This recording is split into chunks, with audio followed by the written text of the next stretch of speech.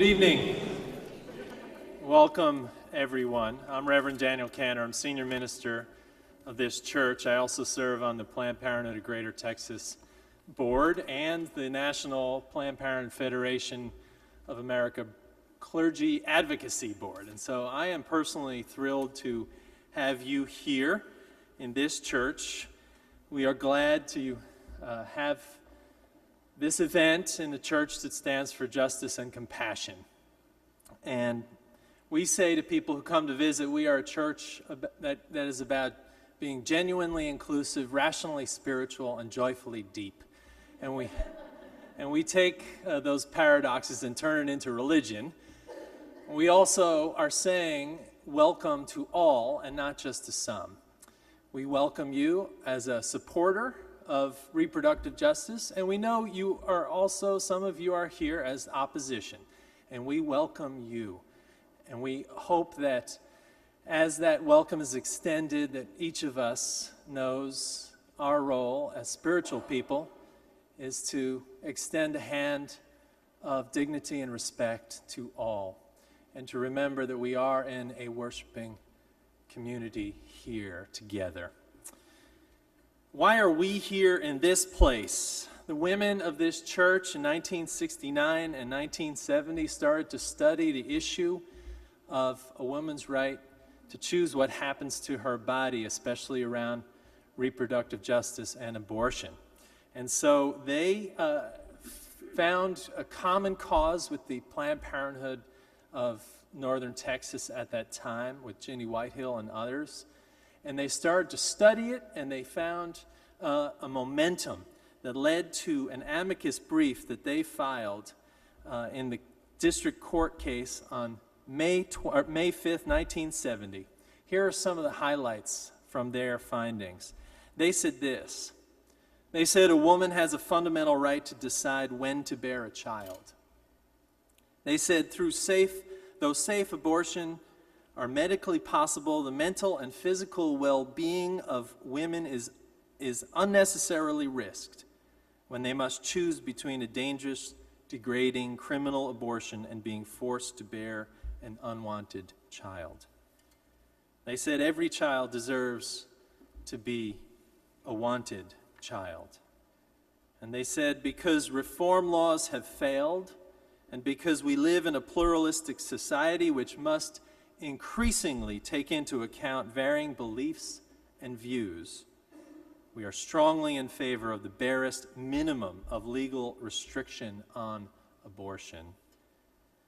And finally, they said, our conclusions about changing abortion laws are based on our abiding faith in the moral potential of humankind.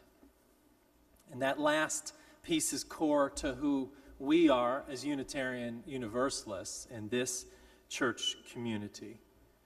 We know that each person has a dignity and worth that must be lifted up as we make justice happen around us and in our community. The religion of the women of this church at that time is still our religion. We knew then, as we know now, that our heaven and our hell is made by human actions, human efforts at making peace or making discord, making justice or making oppression. And so that is why we are here. That is why we are hosting you here this evening, you all, as part of this effort to lift up a voice that comes from faith and spiritual life, to say something about reproductive justice. So I welcome you all. And when I say all, I mean all. Now, I want to also thank all the sponsoring groups. I don't have the list. The Texas Freedom Network Education Fund has been instrumental in organizing us.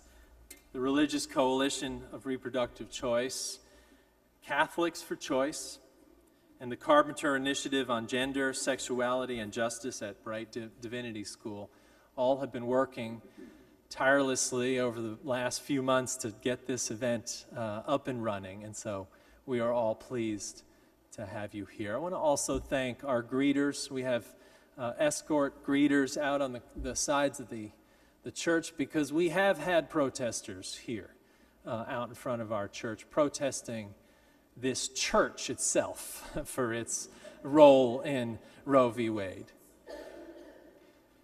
And I'd also like to thank all those staff members of TFN who are here helping us.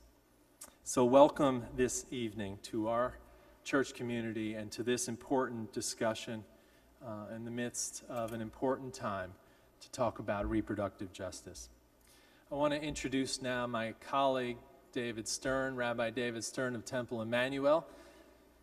This church also owes a great debt to Temple Emmanuel because when Unitarians came to Dallas, Texas in 1899, no church would open their doors to the Unitarians.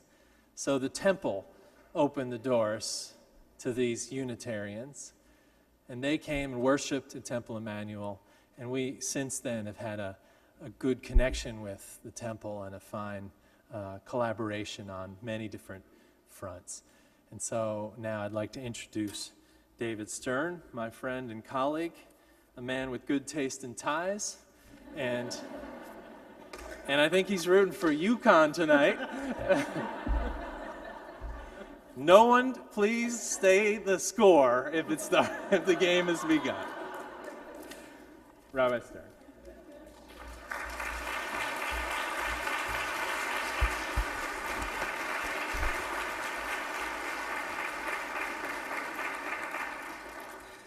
We were so proud to invite in those Unitarians in 1899. The problem is when the church opened, half the Jews left, but continues to be a positive partnership. 1 week from tonight, Jews around the world will celebrate the festival of Passover. We will retell the timeless story of a ragtag band of slaves crossing a sea towards freedom. That sea crossing takes place in Exodus chapter 14. In Exodus 15, there's a lot of singing and dancing to celebrate it, and it's worth noting how it happens. First, Moses leads the Israelites in song, about 19 verses worth. Then his sister Miriam takes up a timbrel, leads the women in dance, and offers a song of her own. Being the more concise of the siblings, Miriam's song lasts only 1 verse. But what matters is that the people do not set out from the far side of the sea until Miriam and the women have sung. The story of redemption and decency and hope cannot continue until the women's voices have been heard. And so those we honor this night, the ones whose voices made the journey possible, the voices that were indispensable to legalizing the freedom of reproductive choice and the promise of reproductive justice in every step through that sea. The ones who held the meetings, who found the plaintiffs, who stood in the marbled halls of power and made the arguments that changed a nation. The ones who raised their voices for those who had none, so that the story of freedom and hope, never finished, might continue still. One more observation from Scripture before I have the honor of calling our award recipients forward. Let's review. In Exodus 14, the Israelites cross the sea. In Exodus 15, the Israelites celebrate a miracle. Then in Exodus 16, the Israelites start complaining. Scripture is very clear. Miracles don't really last that long. Even the greatest victories are not easily sustained. The real work is the daily stuff. Long after the great miracle has been celebrated, in more house meetings, more organizing, more speaking out, more showing up, all necessary to sustain those freedoms, all necessary to continuing the journey. May the work of the wonderful women we honor tonight embolden us to enter the next sea of resistance with all its political cross-currents. May we cross those waters together with their song of sacred possibility ringing in our ears. So it's now my privilege to recognize the award recipients of the 2014 Faith Voices for Reproductive Justice. And I'm going to begin with the Women's Alliance of First Unitarian Church of Dallas, about which my friend and colleague Daniel has spoken so eloquently. These are women who, not only in the late 60s on this issue, but forever, have been on the cutting edge of social reform, and I am honored that women of Temple managed to participate in some of these efforts. These women recognized early on that the issues of reproductive choice and reproductive justice were not simply about women's rights, not even simply about human rights, but about economic justice, about the disproportionate ways in which low-income women were affected by the criminalization of abortion. These are the women who did the tireless work, organizing, educating, advocacy. These are the women without whom Roe v. Wade would simply not have happened. And so I'm going to begin by by mentioning some who aren't here, but who were indispensable to this work: Ginny Whitehill, Linda Coffey, and Trish White-Judd. And now it's my privilege to ask to rise Pat Davidson, Mary Lou Hoffman, Susan Walker, and John Mears on behalf of the late Rona Mears.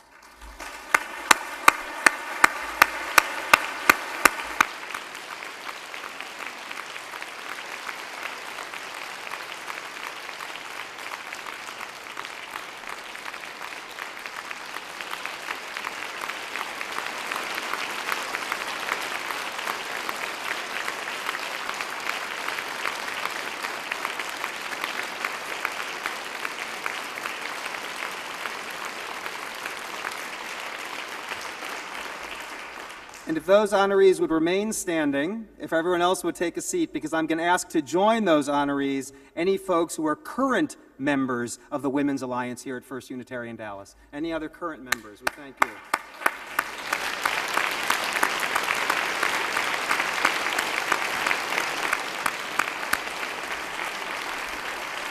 And so it's my privilege now to call forward my good friend, Pat Davidson, to accept this award on behalf of the group.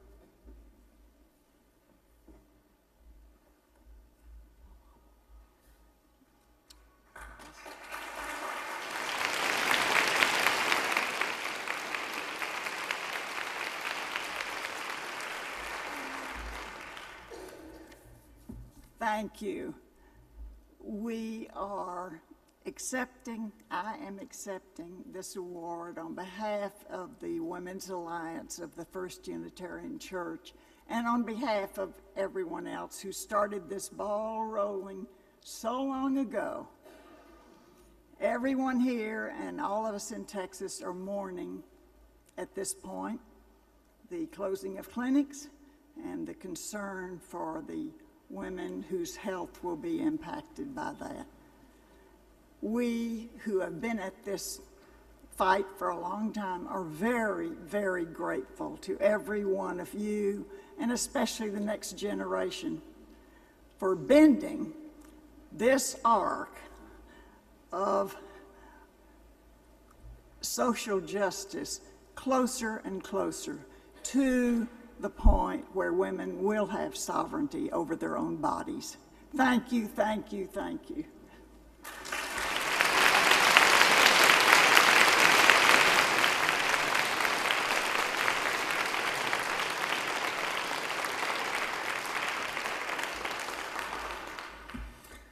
I get to introduce Sarah Weddington. I'm so excited. Just don't call me historic. I won't. I'll even avoid iconic.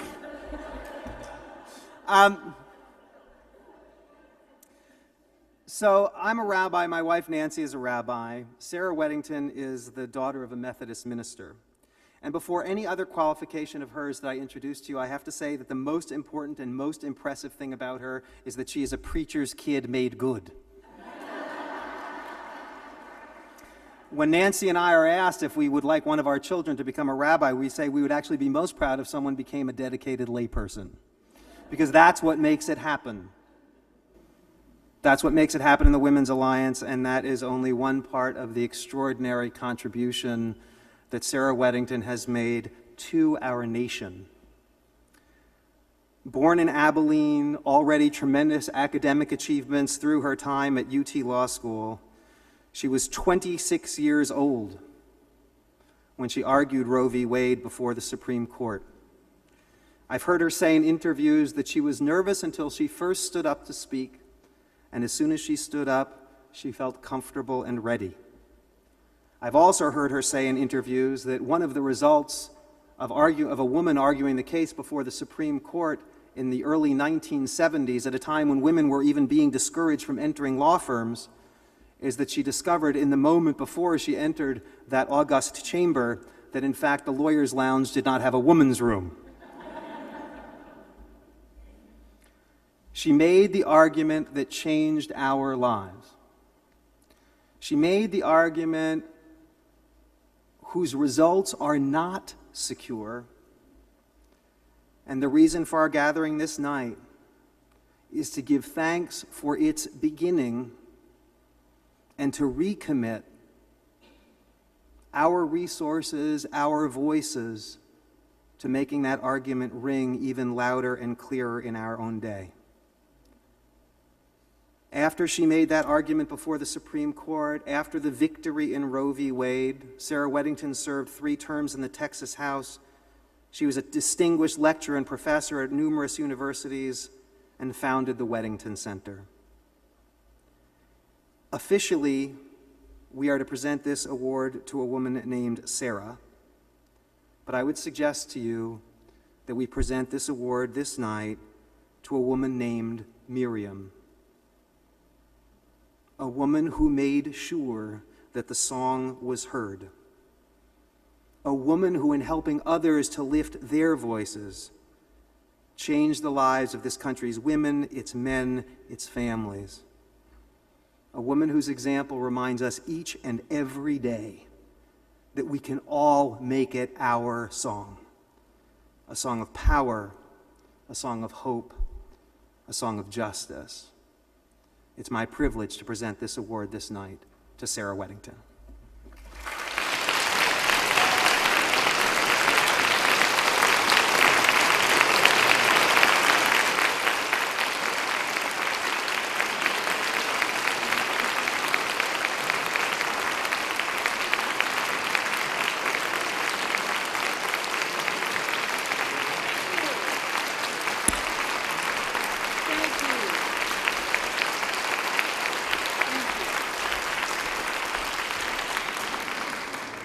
The rabbi did excellent research. And Janie Bush is right where I can see her. I've been given 5 to 10 minutes, so you know how many I'm going to take. So Janie, I do need some time signals.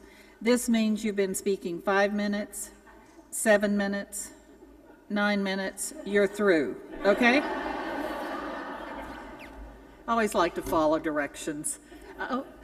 I am so pleased to be here. I think part of it is all of us have histories. And the truth is, as I have come to realize in recent years, that our histories are intimately bound with those who shared our histories. You know, Liz Carpenter was one of those women that was always a good friend, and we were at her house, and she was always leading the rebel rousers. And to know that she cannot be here or cannot receive the honor she is due makes me sad. Or Ann Richards. I can go see her in the state cemetery. You may not know that governors are allowed to name people who can be buried in the state cemetery. So she named her boyfriend, and he's right there. There are a lot of people like Margaret Bossy. Some of you might remember her. There are many others who were part of this group. Jenny Whitehill was in the courtroom the day I argued Roe v. Wade.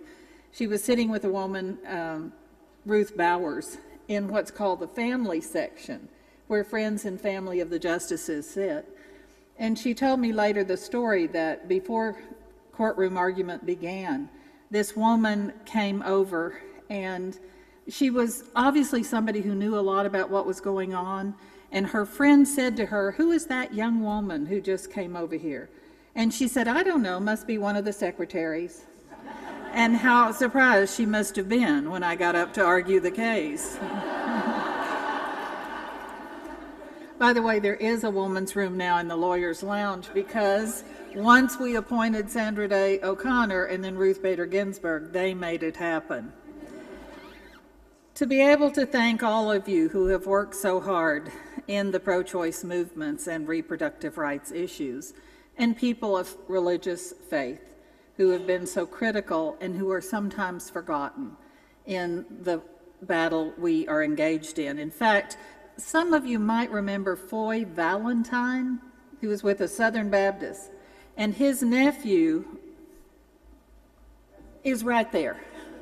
And then Phil Strickland came after Foy Valentine. Or some of you might remember some of the Methodist ministers, my father, Bob Bryan, who was in Austin, Claude Evans, who was here in Dallas, and who were very active in the counseling and knowing places to send people. Jane, I'm having trouble seeing the time signals. Okay, but you will, please. I look back, you see it was a group of women, in addition to this, who were in Austin. And the man who ran the UT Health Center, and it wasn't his decision to do it, but he was instructed that he must tell women who came to ask for contraception that it would not be allowed unless they certified they were within 6 weeks of marriage. Now, we have talked at some length about what did you have to do to certify that. What, you know, but that was the requirement. And so a group of women in what is now the co-op on the second floor in a rabbit-warren group of offices were trying to gain the information to tell women the answer to that question, where they could get contraception. And then women would come and say, "But I'm already pregnant. What are my options?" And so they began the research to try to answer that question. And eventually, one of them, named Judy Smith, who passed away 2 months ago in Montana with her boyfriend, and they have been girlfriend and boyfriend since 1969 that I know of. She died, and we will celebrate her in a big meadow in Montana in coming months.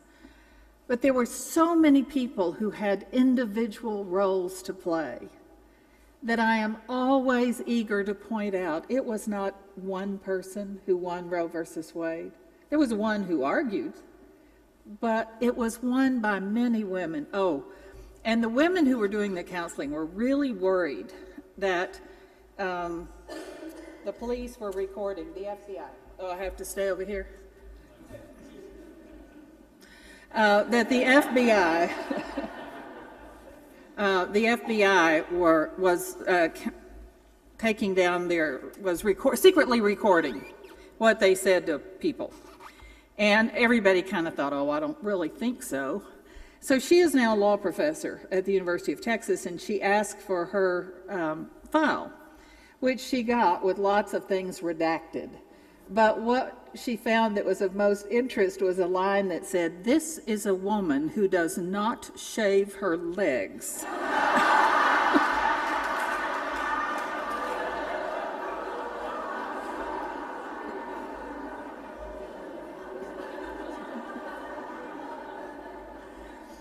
It was a number of the women from this group who were sitting in the 3-judge federal court when I rose to argue there.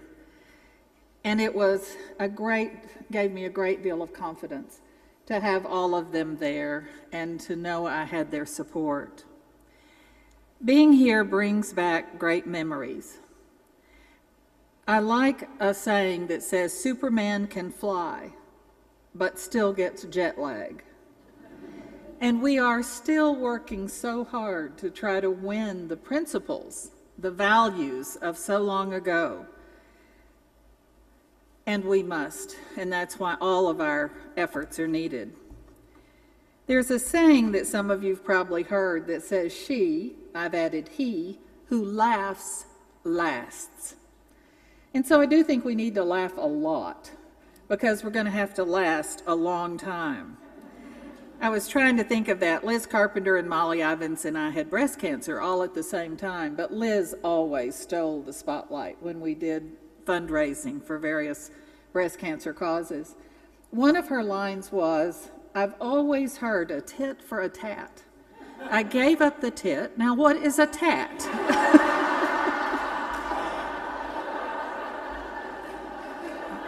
And when do I get it? Or, for example, Ronald Reagan. I've learned watching other people, I call it using the critical eye, to see what they do that has elements I'd like to copy. And do you remember when Ronald Reagan was shot, taken to the hospital there in D.C., Nancy was bending over him, and he said to her, Nancy, I'm just praying those doctors are Republicans. It wouldn't have been my prayer, but it worked for him. Or not too long ago, I went to the Carter Center, and President Carter had called and said that Kirk Douglas was going to be the MC for a particular program. And so I went. I was really excited to meet him. I mean, after all, he was Spartacus. And yeah, somebody else said the same. And so I took my camera. I was going to have my picture. And when I met him, Kirk Douglas is this tall. I would not have my picture taken that would show I was larger than Spartacus.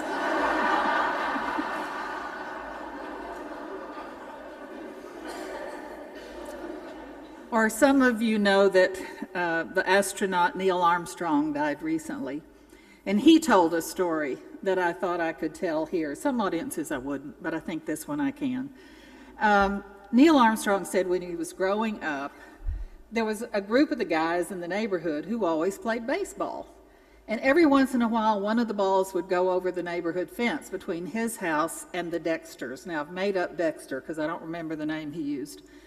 And so if your ball went over the fence, you had to go pick it up. So on one occasion, one of the young men, very young men, hit a ball over the fence, went over there to get it. It was right under the Dexter's bedroom window. At a time, everyone had their windows up. And he heard Mrs. Dexter say to Mr. Dexter, sex? You want sex? You'll get sex when one of the neighborhood kids walks on the moon.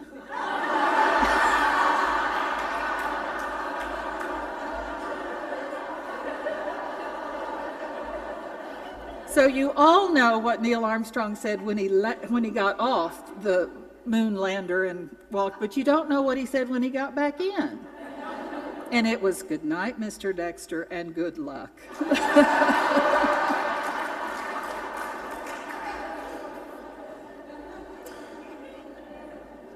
And two others real quick. One is a George Burns line. You know, George Burns died when he was 100, when he became 100. But when he was 96, he said, I can do anything today I did when I was 18. And then he said, it just goes to show how pathetic I was when I was 18. And I think back on how young we were, but we were full of determination that we would change things. They ought not to be the way they were.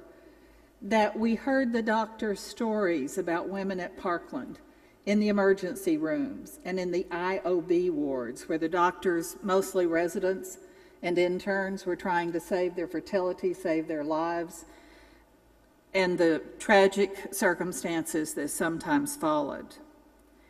There were many stories we heard. Bob Hope had a line I always have liked, and it says, it was one he used to a group of graduating seniors. The world is out there waiting for you. Don't go. And there are times when I feel that way, and yet we must go. And we must go to try to continue the battle that we began so many years ago. I was at my office in Austin, over in the Capitol, on January 22nd, 1973, and the phone rang. It was a reporter from the New York Times, and an assistant answered the phone, and the reporter said, "Does Miss Weddington have a comment today about Roe versus Wade?" And my assistant said, "Should she?" And the reporter said, "It was decided today." And my assistant said, "How was it decided?" And the reporter said she won it, 7-2. It was such an exciting moment, but if anybody had told me that day, we would still be talking about the issue 41 years later. It is very hard to believe, and yet we must. Leadership to me is the willingness and the ability to leave your thumbprint. And all of us must leave our thumbprint. It's why we join together. It's why we are of common cause. Why many of you were at the Planned Parenthood luncheon today. Why people, even while the basketball game was being played, came here first. You see, it's because the world needs to maintain that change we won. And we are here to signify that we will work to make that true. Thank you, my friends. Thank you for being here. Thank you for your work. And here's hoping that whoever is left 41 years from now has as much fun as we are. Thank you.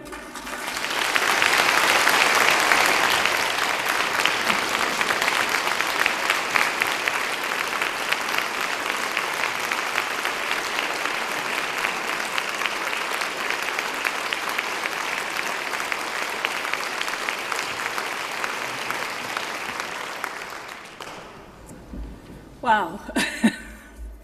It's an honor to follow Sarah Weddington and quite a challenge. I'm Rita Nakashima Brock, and I'm a professor at Bright Divinity School in Fort Worth, Texas. We're a seminary that's about to enter our second century next year. I'm also a commissioned minister of the Christian Church Disciples of Christ, which is Bright's primary denominational relationship.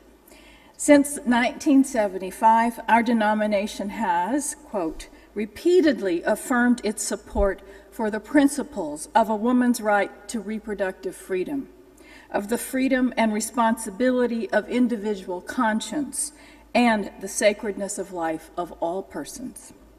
While advocating respect for differences of religious beliefs concerning abortion, disciples have consistently opposed any attempt to legislate a specific religious opinion regarding abortion for all Americans. So Bright Divinity School is proud to be co-sponsoring this event. I want to welcome you tonight, especially on behalf of the Bright Carpenter Initiative on Gender, Sexuality, and Justice, which is designed to support scholarship and research as well as to provide education to students, churches, and the community on justice matters related to gender, gender identity and expression, sexuality, and sexual orientation. The Carpenter Initiative is proud to have joined with the Texas Freedom Network in presenting the awards tonight and the other co-sponsors for this groundbreaking work of these Texas women to assure the right to safe and legal abortions and to guarantee the free exercise of religious conscience to the women of this country and this state. The lives of women in many states, especially poor women, are now threatened again. And so I thank you for being here tonight to stand up for reproductive justice for all women. I wish we didn't have to do this again, but I'm glad you're all here. It's my honor to introduce our next speaker, Reverend Dr. Cheryl Anderson, who is professor of Old Testament at Garrett Evangelical Seminary in Evanston, Illinois. I have had the privilege of knowing Dr. Anderson since 1993, when she began her doctoral work in Hebrew Bible at Vanderbilt University Divinity School. Her remarkable career is international in scope, deeply grounded in a passion for social justice, and informed by love for those of us who struggle to understand Scripture and its relevance for our times. She is an ordained elder of the United Methodist Church and has served as a local pastor. But before she was called to that work, she was a professional attorney who worked for a number of federal agencies in Washington, D.C., including the Department of Energy and the Federal Trade Commission. She also served as a staff attorney for the Committee on Standards of Official Conduct of the U.S. House of Representatives. So she knows something about ethics in law and government. She also got to know Charlie Wilson of Texas when she served on that committee. I'm not going to make any snarky comments, though. Tonight, though, she speaks to us as a woman of faith and scholar of the Bible. She writes frequently for the media on reproductive justice, abortion rights, and HIV/AIDS. Her most recent book, published in 2009, is Ancient Laws and Contemporary Conversations: The Need for Inclusive Biblical Interpretation. And I know that for us tonight, when just outside these walls, enemies of women's freedom of conscience have used Scripture as a weapon, she will cast illuminating and important light on reproductive justice. So I give you Dr. Cheryl Anderson.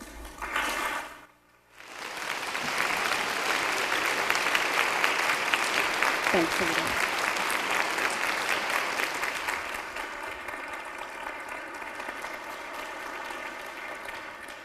Thank you. I'm delighted to be here this evening. I'm delighted to be in the presence of Ms. Weddington. I went to hear you speak decades ago when I was a lawyer in Washington, D.C., so I'm delighted to be in your presence again. As said, I've been doing this work for some time, and I wanted to start with an affirmation. I am a person of faith, and I support reproductive justice. And I wanted to start out because I know that it's so easy for things to be taken out of context. I wanted to explain some of the basic assumptions that I'm proceeding with. And one of them is that the decision to terminate a pregnancy is a difficult decision. It's an agonizing decision. So I want us to keep that in mind. And the fact that I support reproductive justice means that I think we need to trust women to make that decision, to have the space to make that decision. And as a person of faith in this, I know that God is with women as they're making these difficult decisions. So I hope that my basic assumptions resonate with you, because that's the basis of the work that you're going to hear me talk about now. As a biblical scholar, I need to start with the Bible. And so the very first thing that I need to talk about is a law that basically says that a fetus is not a person. But again, I want to make sure that we know that I'm not saying this in a flippant, dismissive manner. It's simply that it's the biblical basis for helping us create this space of discernment that women need. It's a law that talks about a pregnant woman who's injured while two men are fighting, and she has a miscarriage as a result of this. If there's further damage, further harm, and she dies, then the death penalty is warranted for her death. Now, there's a law that says that killing a human being means that the death penalty is warranted, which in this case, since for the miscarriage, for the loss of pregnancy, it is only a fine that has to be paid. So it means that the fetus is not a person. There's the difference there that you see pretty clearly in this law. And you see it again in a different law that's found in Numbers, chapter 5. And it's an interesting story. It's a case where a man wakes up one day, he thinks his wife has been unfaithful to him, but he doesn't have any proof. So he can take her to the priest.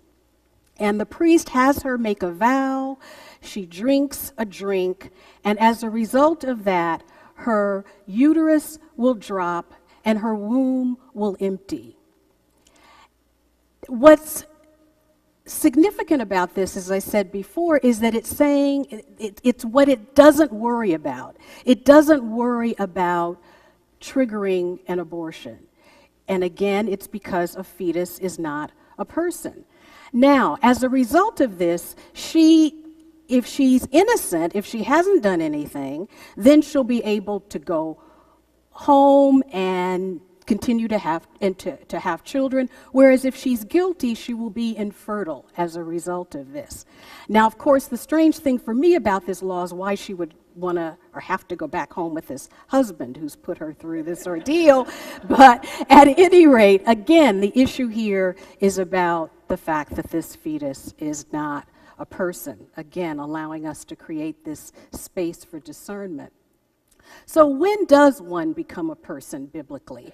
And this we find in Genesis chapter 2, and it's the story of Adam, it's the story of the creation of human beings, basically. And so after fashioning him out of the dust, God breathes into his nostrils the breath of life, and he became a living being. So that's the biblical answer for that. But I'm sure you were going to ask this, so I anticipated it, but what about Genesis chapter 1, where it says, God blessed them and said to them, be fruitful and multiply. We tend to forget that right before this verse is the verse where God created them in his image. God created them male and female. And part of what that means is that we are indeed created in the image of God. There is that divine spark that is within us. And part of that means that we have the gift of reason and the gift of being able to exercise self-control. So it's not as if that gets turned off as we live out our lives as human beings, and we can then make those kinds of decisions as we live our lives and do, in fact, reproduce. Now, we're saying that it's not just reproductive choice that we're interested in, but reproductive justice, which means that it includes contraception as an issue, and that's very much a topical issue today.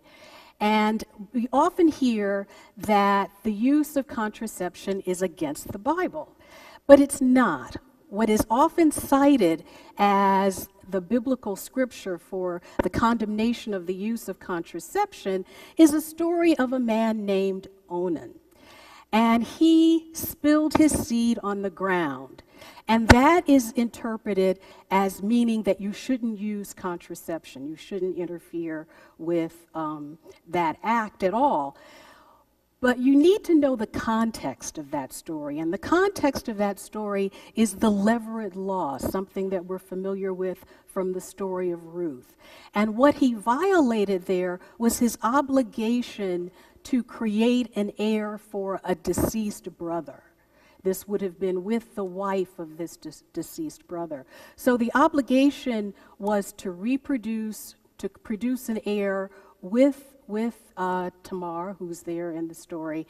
And the problem is not that he spilled his seed on the ground. It's that he didn't fulfill his obligation under Levirate law. Moreover, we know that birth control was exercised, was used in the ancient Near East, and there were preparations that were prepared using ordinary substances such as honey, acacia, wine, oil, myrrh, pomegranate. And I need to sort of have a disclaimer here. Don't try this at home. But these things are referred to in biblical texts, and that's important because we see them elsewhere. For instance, in the Song of Song, chapter 8, there is a verse where the woman is saying that she will give to come, and I will give you spiced wine to drink in the drink of pomegranates. And notice that myrrh and pomegranates were two of those contraceptive herbs that were used in antiquity. And if you look at the whole verse there, it's really very interesting because she says that she's at her mother's home and she wants to invite him to her mother's home. And it's almost as if in hip-hop language today, we would say, I'm at my mama's house, come on over, I got condoms. You know, that's kind of like what it is there. So that contraception is referred to. And then we see it again in the book of Esther, chapter 2, where there's this horrible story about how the king chooses the next queen by having brought the beautiful young virgins of the empire around to his palace, and then he spends a night with each one. But it's interesting that the biblical account also tells us that there were 12 months of treatment that included 6 months of the oil of myrrh. And again, remember that pomegranates and myrrh were two of those elements that we know were used for contraception. One of the things that we need to remember is that the church tradition has had to grapple with this issue for some time. And what we tend to forget is that for the most part, especially if we're thinking about the Roman Catholic tradition, that abortions were allowed until the time of ensoulment. And that's the time of quickening, which is about 4 or 5 months. And if you take the three Abrahamic faiths together, Judaism, Christianity, and Islam, that time that when an abortion would have been allowed varies from 40 days after conception to as much as 30 days after birth. It's varied. What's important for our purposes is notice how the dominant position has not been that a human being begins at conception. That is a relatively new idea. And as a result, we see that a denomination can change over time. And I'm using the Southern Baptist Convention as the example, and it's not just because we're here in the South, it's just that their paper trail is so easy to follow that I couldn't resist it.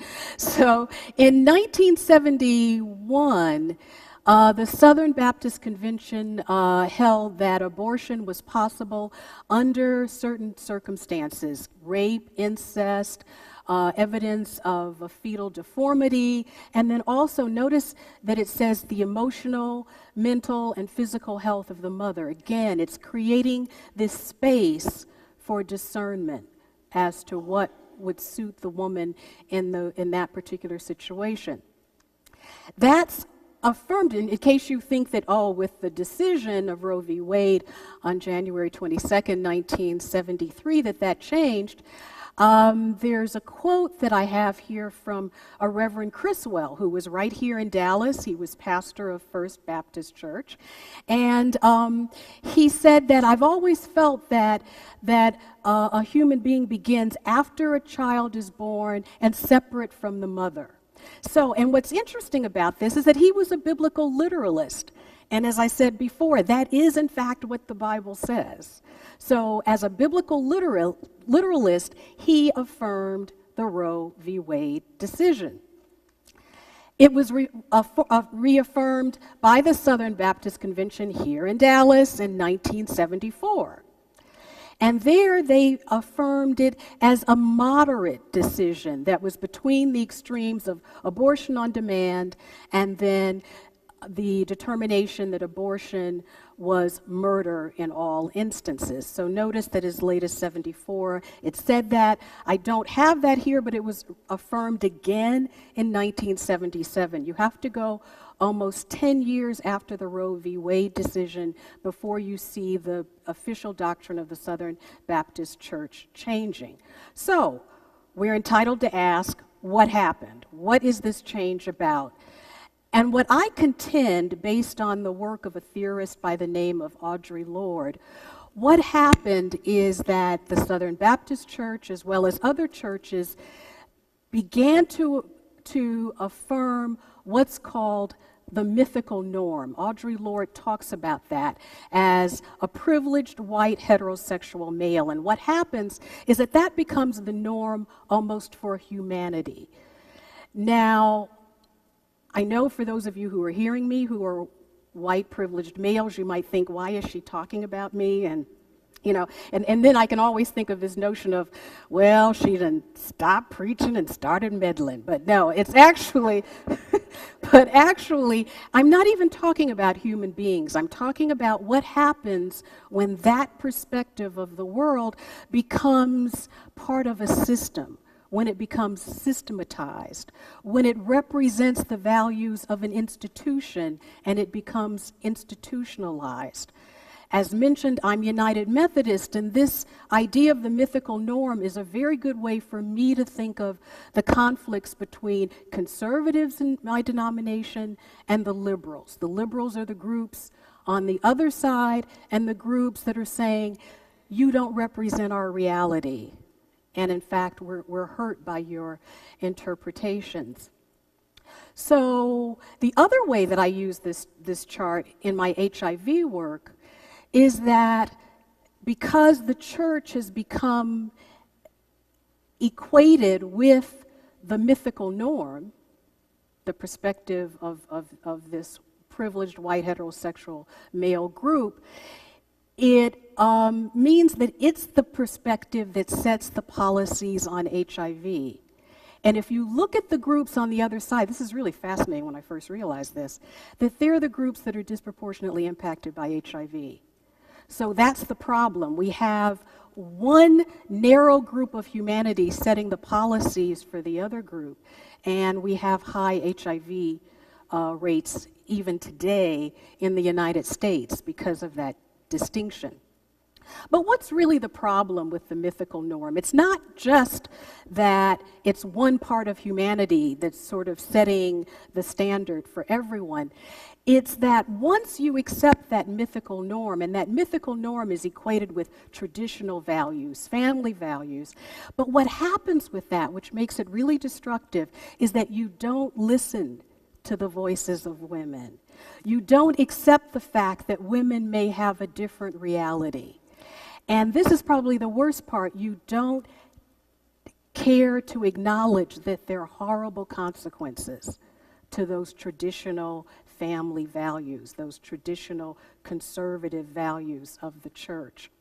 So, to me, the mythical norm is problematic, and that explains the shift that we've seen. It's been a clinging, going back to this mythical norm. And what we have to remember is that there's a theological problem with that, because we believe that we're all created in the image of God, that there's a divine spark in all of us. And the mythical norm basically says that that's the only group that's created in the image of God, and that's the only group that God engages. And that isn't who we are, and that's not what we believe.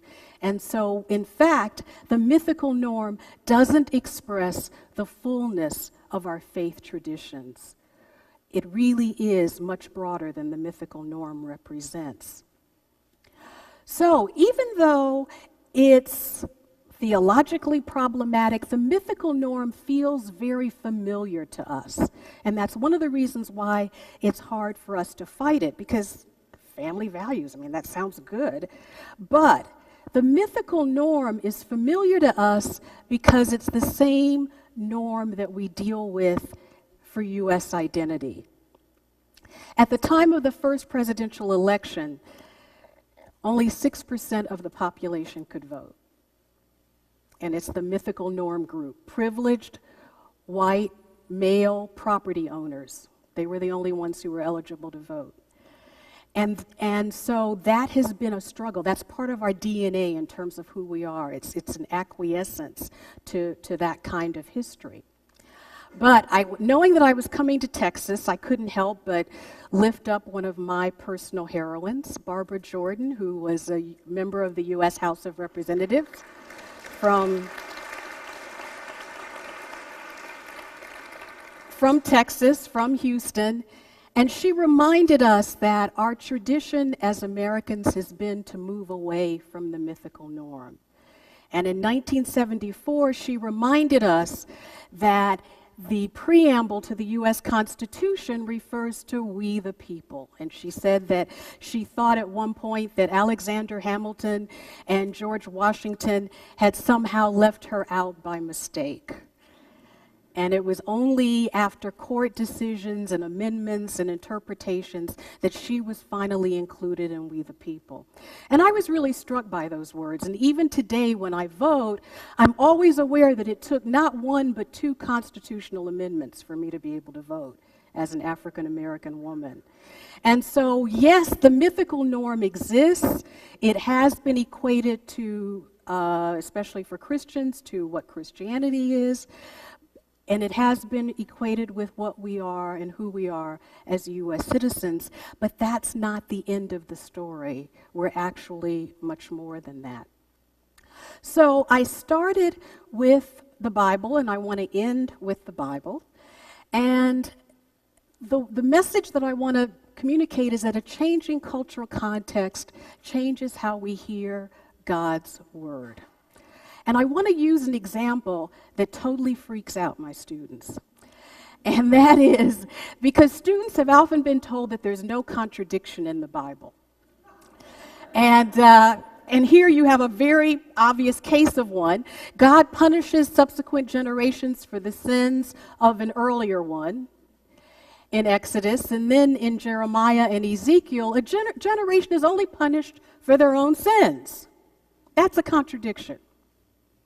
Right? So the question that you have to ask is, what was going on at the time? What's the context? The context of Exodus is that the covenant relationship with God is just being established. It's important to underscore the seriousness of that relationship. So it's basically saying if you mess up, subsequent generations are going to suffer. Jeremiah and Ezekiel are written during the exile.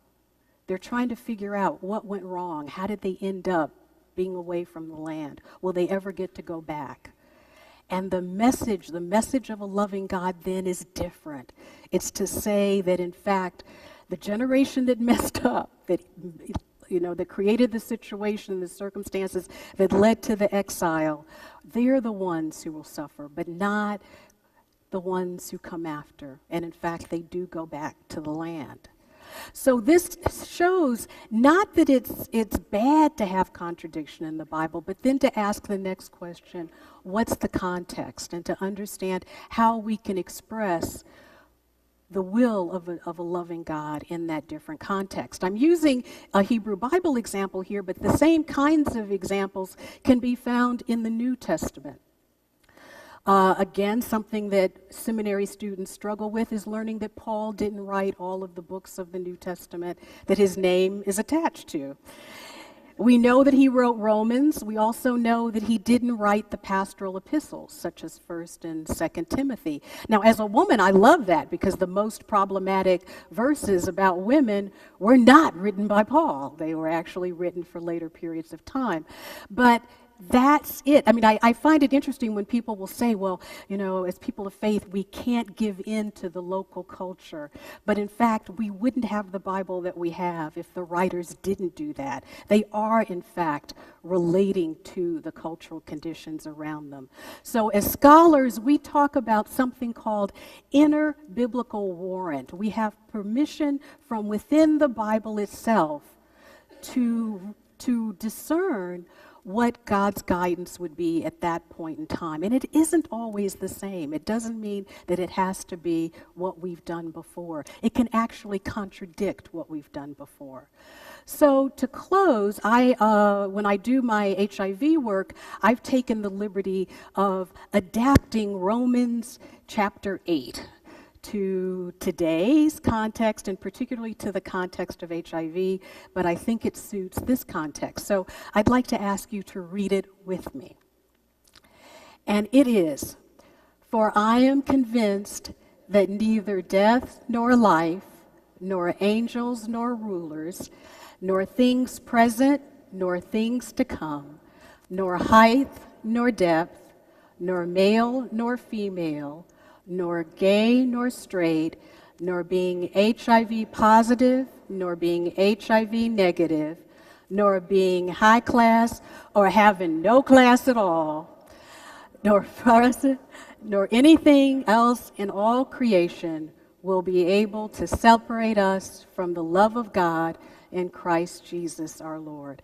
My wish is that we would remember that we would learn that whether as women we are mothers or not mothers, there's nothing that can separate us from the love of God.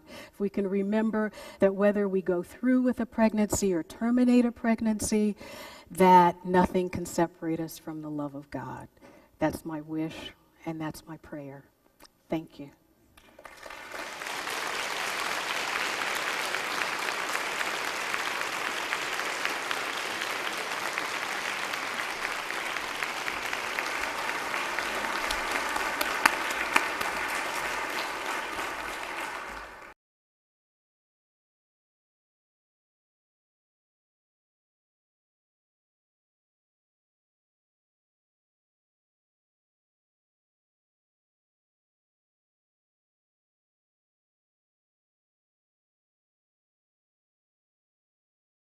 Good evening. My name's Kathy Miller, and I'm president of the Texas Freedom Network. And I really don't like following the keynote speaker, but I'll do the best I can. My job tonight is to provide that context, I think. I'm supposed to talk about actually reproductive rights in today's Texas, and because they're shrinking, I have a little bit of extra time in my remarks to say thank you to a few people. First, I really want to express our gratitude to Reverend Cantor and the staff and congregation here at First Unitarian for being such gracious hosts. It was amazing to be invited into your home and to have this kind of generosity.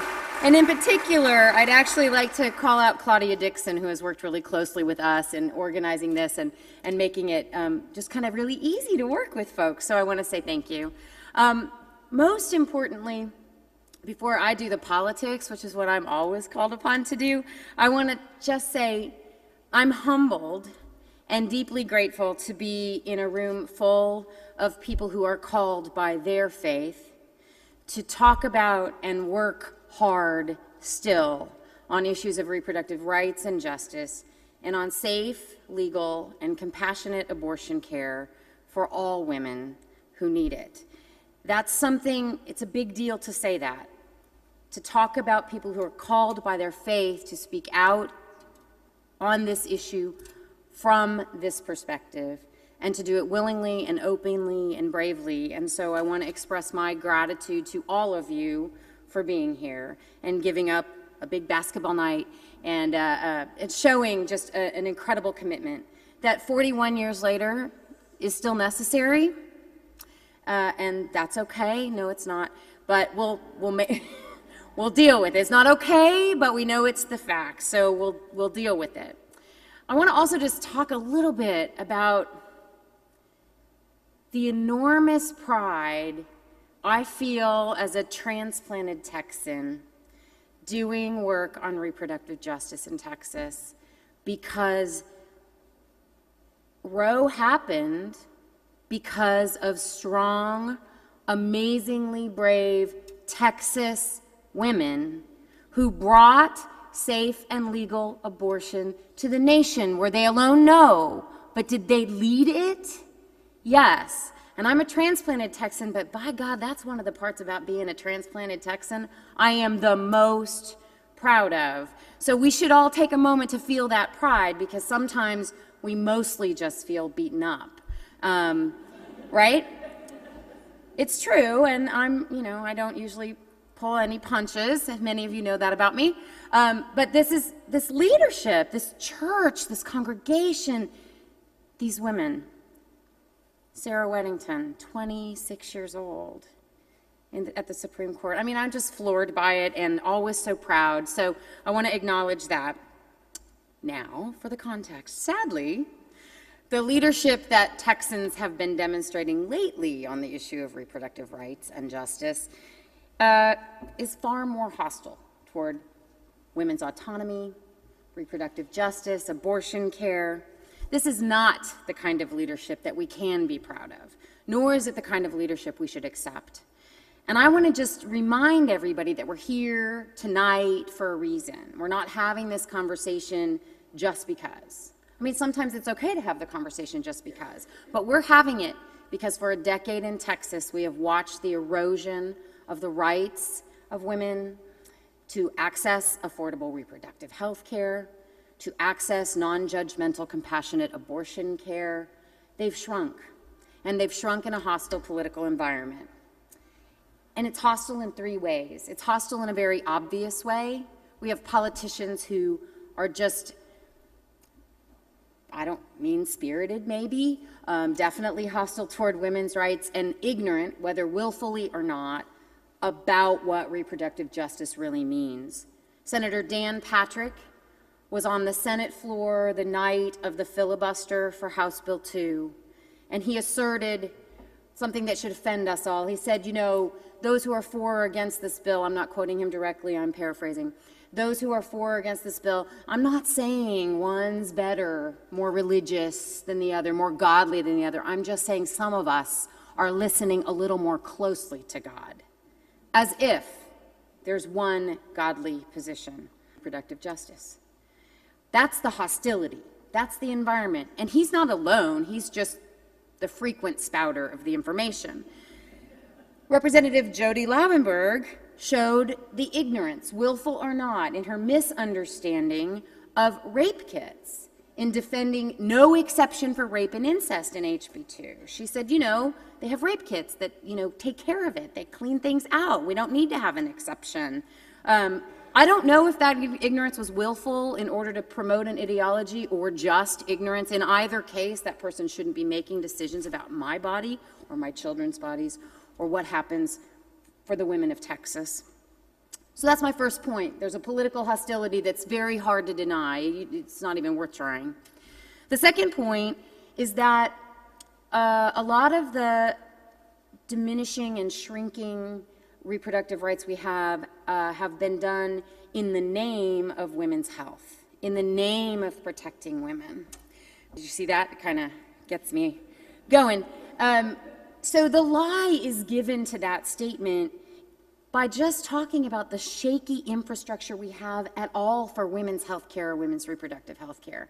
How do we say that we are doing this to protect women or to improve health care when we deny $9 federal for one, we refuse to expand Medicaid care to help poor women and poor children access health care? How do we say this is about helping women and protecting women and promoting health care when we shrink our investment to family planning so direly that dozens of reproductive health care clinics have to close? And when we reinstate any of the funding, we don't give it all back to family planning. How do we say this is about women's health care when we bar Planned Parenthood from participating in the Texas Women's Health Program? We bar the most trusted women's health care provider in the country from participating in the Women's Health Care Program. This is not about helping women. This is not about promoting health care. That's the lie. And our shaky infrastructure is another demonstration of the hostility toward reproductive justice and access to safe, legal, and compassionate abortion care in the state of Texas. Finally, and most prominently, is disappearing access to abortion care, period. From 2003 to 2013, 1 decade, the state of Texas has enacted the following shrinking, more repressive laws with respect to abortion care. We have a 24-hour waiting period before you can have an abortion. We have a ban, an absolute ban on third trimester abortions. We have parental notification and consent for minors seeking to obtain an abortion. We have mandatory transvaginal ultrasounds, and we passed that bill, P.S., months before they did in Virginia, and there was an outcry. And then last summer, we passed HB 2 with a ban outright on 20-week abortions, requiring all abortions to take place in an ambulatory surgical center, requiring that every doctor that performs any abortion, whether it be surgical or medical, have to have admitting privileges within 30 miles of, with a hospital within 30 miles of where the abortion is performed.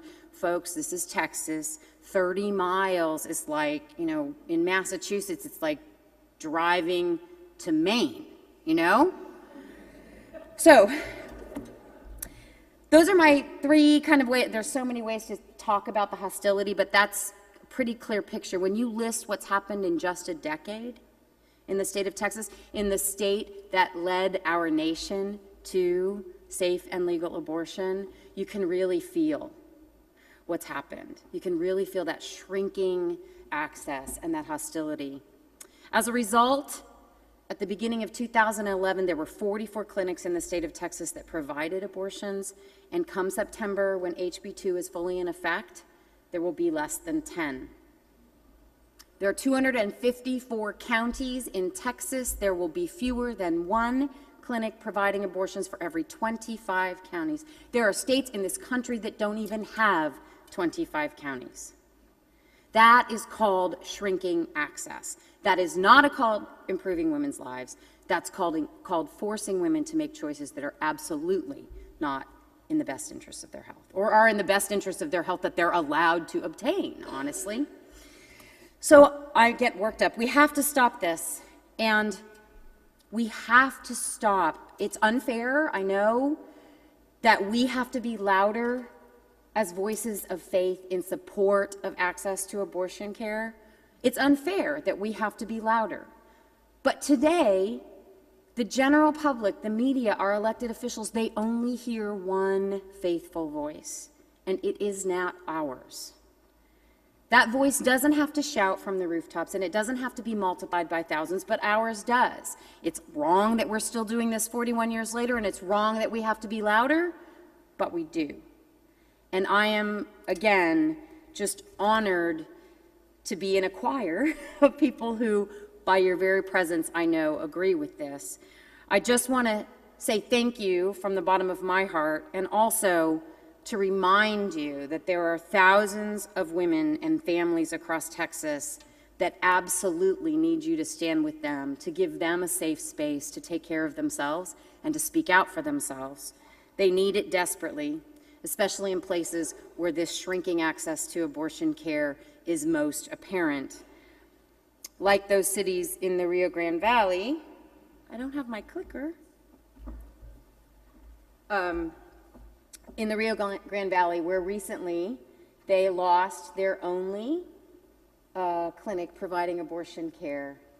And I'm going to let Rachel Maddow tell you that story, because she's a lot better at it than I am.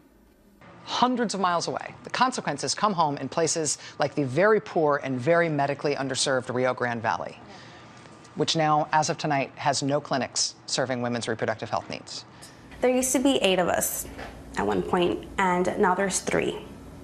We can hear echoes, in the building, and it's just so quiet, and so, I'm working, and all of a sudden I stop what I'm doing and I say, we're about to close. This isn't real. But the state keeps just piling on new requirements year after year after year. And they're not just on the clinics, they're on people who want to obtain that service in Texas. New requirements, new expenses, new hurdles to jump through, new delays, all for women who want to get an abortion in Texas. And they're having to get them with all of those new hurdles and delays and expenses from fewer and fewer and fewer clinics in the state. Every day that we're open, Monday through Friday, we see, we hear, our phones are ringing off the hook sometimes, and they're asking that question, are you guys, are you not offering abortions yet? And it's heartbreaking, but we just tell them, no, we're not.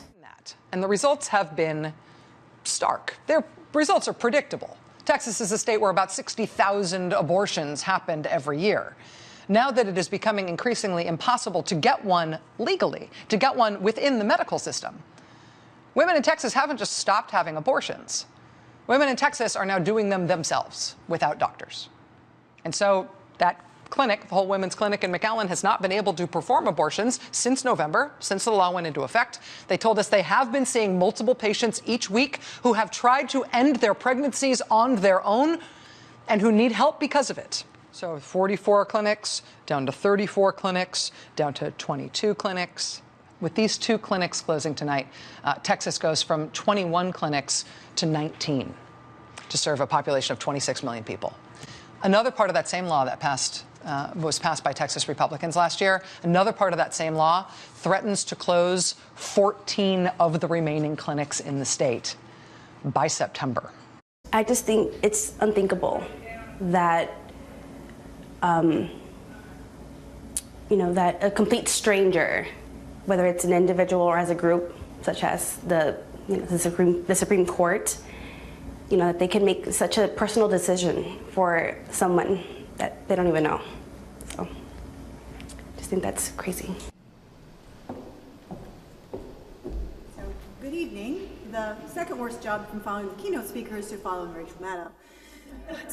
My name is Sarah Hutchinson. I'm with Catholics for Choice, and I'm going to give you a little bit more context. We heard from Dr. Anderson about the context of contraception from the Bible. We heard from Kathy about the inception of hostility, and now I'm going to talk a little bit about the misconception of what Catholics believe and think. And then I'm going to bring you an example of one of those that we think is worthy of being lifted up. Catholics for Choice represents the vast majority of Catholics in the United States and around the world who actually support reproductive health rights and justice and support access to comprehensive reproductive health care. We lift up the voice of the vast majority of the faithful in the Catholic Church who disagree with the Vatican and the Catholic bishops on abortion, contraception, reproductive health, the proper role, the appropriate role of religion in public policy. There are 70 million Catholics in the United States who make up the Church. For the Catholic Church is not just the 300 or so bishops that lead our Church, who claim to speak for each of us and all of us. The 1 billion Catholics around the world, the 7.1 million Catholics here in Texas, we are the Church as well. As Catholics, we cherish the role of individual conscience, which is at the core of our Catholic faith. And the public policy views of Catholics around the world reflect this tradition. We hold these views not in spite of our Catholic faith, but because of our Catholic faith. Only 14% of U.S. Catholics, for example, agree with the bishop's position that abortion should be illegal all the time, no matter what. But we Catholics support policies that enable each woman to follow her conscience when making a decision about family planning. Yes, that means contraception. Or when making a decision about a pregnancy. Our Catholic social justice tradition, and that of many of us here in the room, compels us to stand with the poor, who are most harmed when any policies to restrict reproductive health care and the access to that are put in place.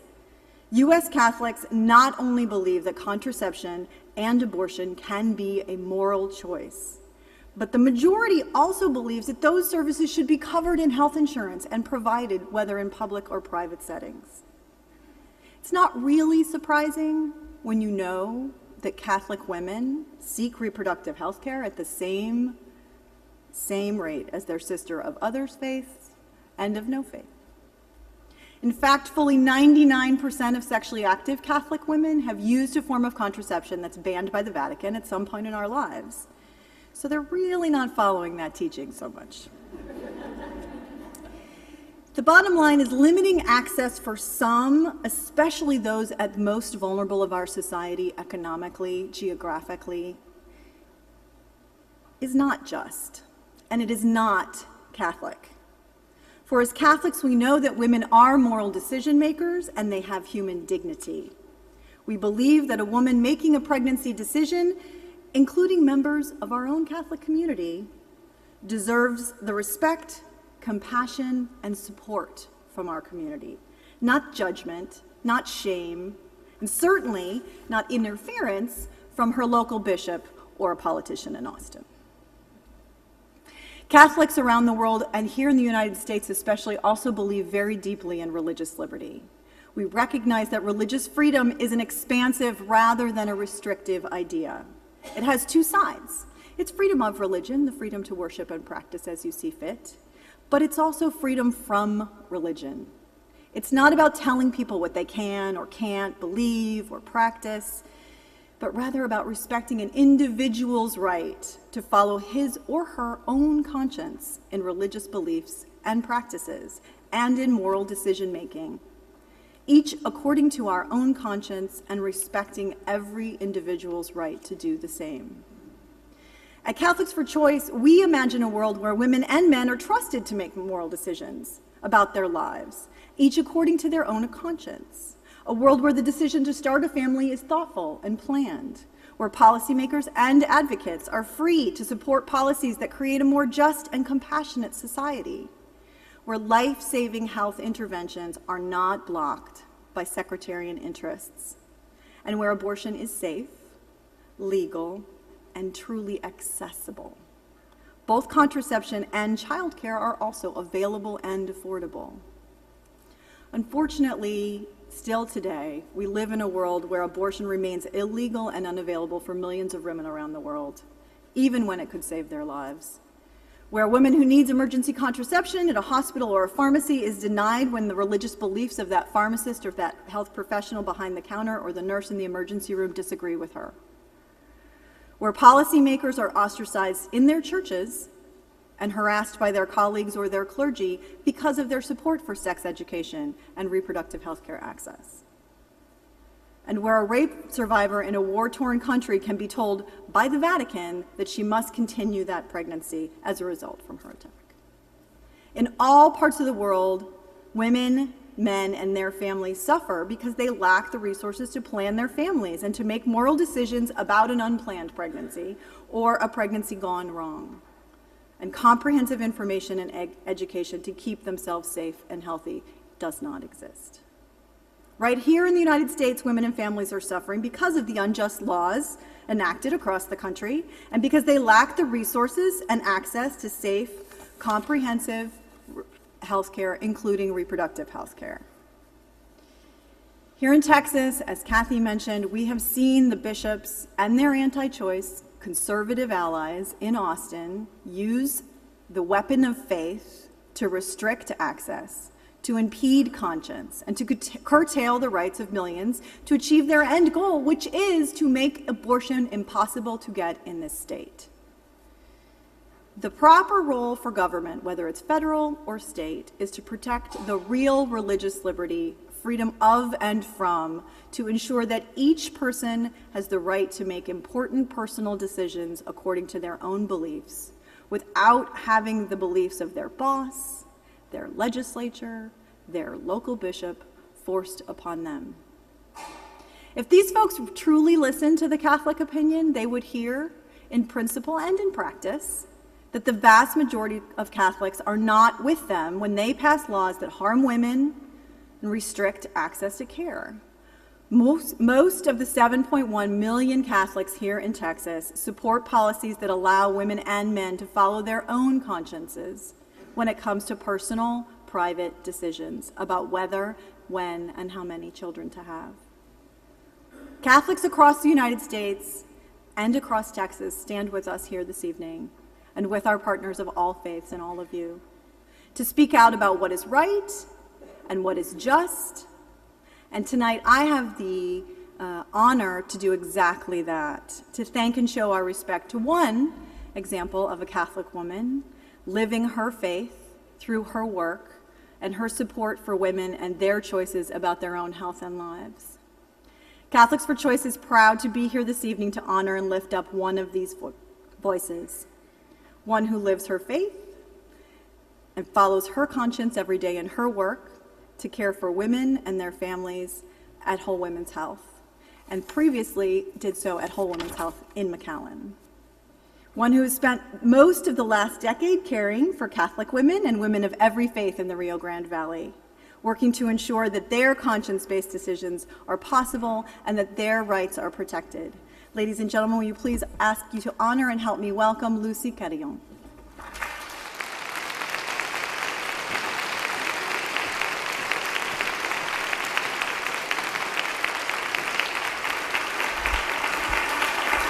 Thank you. Thank you to all this evening's co-sponsors for allowing me to speak with you tonight. My experience is just one of many. I'm not only here to represent myself, but also my whole women's health family and people across the state of Texas who continue to fight these laws that directly affect women in our communities, including women within the Rio Grande Valley. We see and care for women of every background, every faith, and from every economic situation. We talk to them. We hear their stories, we hold their hands, and we even listen to their prayers, their hopes, and their fears. The reason why I chose to do the work that I do is because I believe that every woman, regardless of ethnicity, culture, or religion, has every right to make a life-changing decision freely because it's what's best for her individual situation. This decision may or may not be the easiest decision for her to make, but we have to respect and understand that it's the best decision for her. Throughout my years as a patient advocate with Whole Women's Health, I've heard the most saddening, horrific stories. Stories from women who came from a Catholic, traditional, and even most cases, a low-income household, where family planning, including abortion, was never a topic of discussion. Many women came to us feeling frightened, confused, and ashamed. They questioned their religious and spiritual values, often thinking that they will be judged or ridiculed by us, their friends, their communities, their families, or even their own religion. And so many times we have to help her with an unconditional, non-judgmental approach, deconstruct those feelings about her values and beliefs in a way that she understands that abortion care is a part of her reproductive options. It's important to me and to my Whole Women's Health family that we continue to educate women in our communities about the misinformation about abortion care. It shouldn't be this taboo thing. It's healthcare and it's necessary. Those in Austin and Washington who make decisions and choices for these women don't know them or what's best for the individual situation. We know them. We know their struggles firsthand. We share in their heartache and share in their relief and joy at finding a safe place where caring providers will listen to them and help them get the care they need. I thank you for honoring my work with Whole Women's Health here tonight, but I am just one of many who care for the women of Texas and care about what's right for them, for their health, and that of their families. We stand with women of Texas, and I'm proud to be here to accept your appreciation on their behalf. Thank you.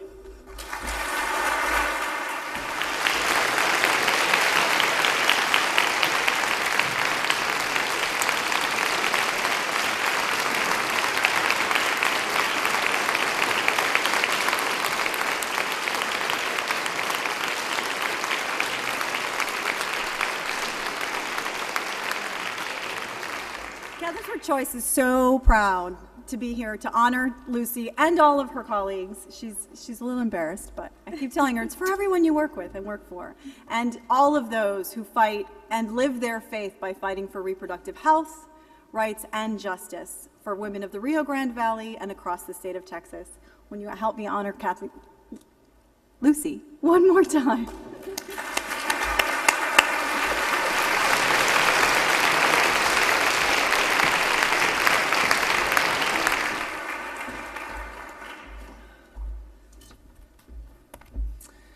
So my name is Reverend Rob Keithan. I am honored and grateful to represent the Religious Coalition for Reproductive Choice here this evening. We were founded in 1973 to ensure that the Roe v. Wade decision stood in law by a group of religious denominations and are still very much active today, though in some ways I wish we weren't. But we are happy to be here raising a religious voice for reproductive health, rights, and justice. And I want to say that we've talked a lot about religion and politics tonight, and I want to say just a little about their relationship as we go forth. And it is simply to say this, that I feel that religion and faith and extreme ideas from religion and faith have done a disproportionate amount of the damage that we experience in this country on issues of sexual and reproductive health. And for me, that means very simply that we as religious people have a disproportionate response to play in the healing. And in fact, I don't believe we're ever going to make the progress we want until and unless that happens. And as we've heard again and again, actually, Religious people in this country, in large majority, support reproductive health and rights and justice, but that's not what most people believe. That's not what the media puts out there. That's not what people understand as the role of religion on these issues. And I think part of that is that we, all too often, as people of faith, have silenced ourselves because of the damage that religion has done.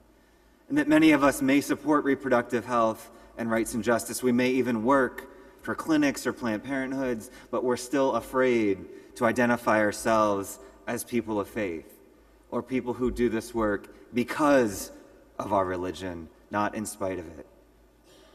And frankly, my friends, we're at the point where we can no longer count on the courts to help us or save us. We can certainly not count on the politicians. We have to do a different kind of work, and it's work that touches people individually at a heart and mind and soul level. We have to change the conversation. We have to open up.